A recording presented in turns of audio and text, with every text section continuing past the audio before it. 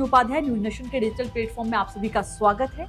आज हम कन्नौज की बात करेंगे क्योंकि वहां पर हॉट सीट हो गई है और इस पर चर्चा के लिए हमारे साथ मौजूद है मेरी सहयोगी खुशबू।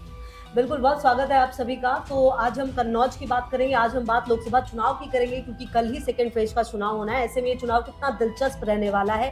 साथ ही बात अमेठी और रायबरेली सीट की भी होगी क्योंकि वहां पर बैनर पोस्टर अब बदल रहे। लेकिन शुरुआत जैसा कि लक्ष्मी ने कहा कन्नौज के साथ। देखिए, कन्नौज सीट अब तक शायद किसी की जुबान पर इतनी नहीं थी जितनी आज हो गई है और आज के आगे और ज्यादा चर्चा का विषय होगी क्योंकि समाजवादी पार्टी के मुखिया अखिलेश यादव अब कन्नौज से उम्मीदवार हो गए।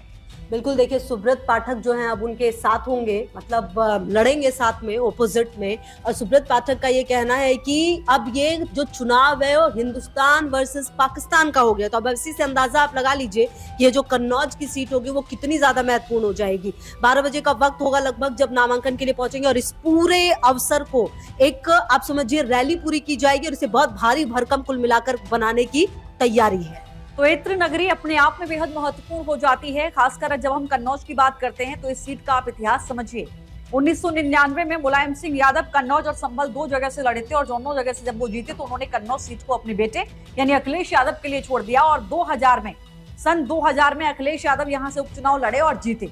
उसके बाद वो 2012 में जब मुख्यमंत्री बने तो उससे पहले यहाँ 3 बार वो सांसद रहे।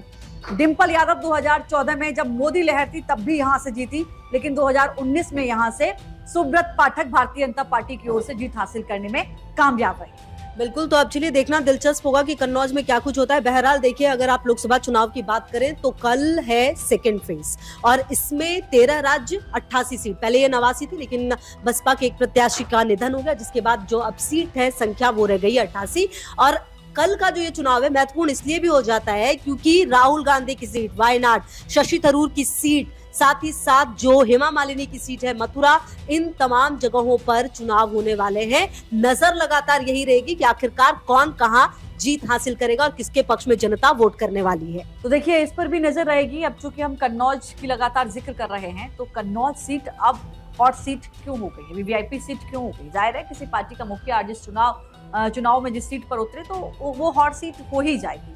पहले तेजप्रताप यादव को यहाँ से टिकट दिया गया था, लेकिन बताया ये गया कि अखिलेश यादव ने जब फीडबैक लिया तो वहां जो जमीनी कार्यकर्ता हैं उनकी ओर से कहा गया कि अखिलेश यादव अगर यहाँ लड़ेंगे तो जीत सुनिश्चित हो सकती है।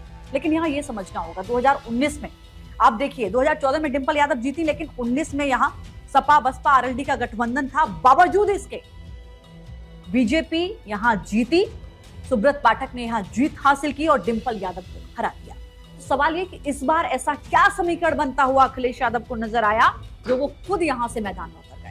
बिल्कुल, तो लगातार बात कन्नौज की भी और बात अमेठी और रायबरेली की भी। देखिए, अमेठी और रायबरेली एक बार फिर से चर्चा में। हालांकि देखिए, अमेठी और रायबरेली ये 2 सीट रही हैं जो अक्सर चर्चा में रहती है। रायबरेली वो सीट जो एकमात्र सीट जिस पर की कांग्रेस की विजयी हुई थी 2019 की अगर आप बात करें। और इस बार चर्चा का विषय फिर से इसलिए क्योंकि कहा जा रहा है कि अमेठी से राहुल गांधी नामांकन भर सकते हैं और साथ ही साथ रायबरेली से प्रियंका गांधी पर दाव लगा सकती है कांग्रेस। सर्वे किए जा रहे लगातार, पोस्टर बैनर जो है वो लग गए हैं अमेठी और रायबरेली में।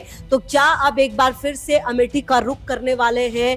और दिलचस्प इसलिए भी हो जाता है क्योंकि एक बार राहुल गांधी ने ये कहा था कि ये अच्छा नहीं होगा कि गांधी परिवार के जो सभी सदस्य हैं 3 वो एक साथ राज्यसभा और लोकसभा मौजूद हो। तो ऐसे में अगर रायबरेली से प्रियंका गांधी, अमेठी से खुद राहुल गांधी और राज्यसभा में क्योंकि सोनिया गांधी सांसद है, अगर ये तीनों एक साथ हो जाते हैं तो राहुल गांधी के उस बयान का क्या होगा, ये भी अपने आप में बड़ा सवाल है।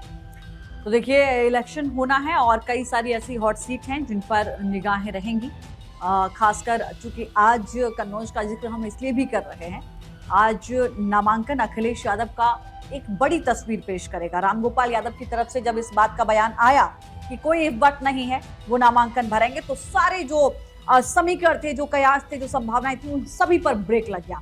हालांकि अखिलेश यादव की ओर से ये कहा गया, मीडिया से जब पूछा गया कि क्या आप लड़ेंगे, तो उन्होंने कहा कि जब नामांकन होगा तो आपको समझ आएगा। 3 दिन पहले तेजप्रताप यादव को यहाँ से टिकट दिया गया था लेकिन तेज का पत्ता साफ हो गया और उसके बाद अब अखिलेश मैदान में है। सवाल यही है कि इस बार दिलचस्प हो जाएगी क्या कन्नौज की लड़ाई? इत्र नगरी किसकी खुशबू किसको भाती है, इस पर रहेगी नजर। बिल्कुल, तो चलिए तमाम बड़ी खबरों पर नजर रहेगी, साथ ही हर अपडेट हम आपको देंगे। फिलहाल के लिए शुक्रिया, थैंक यू।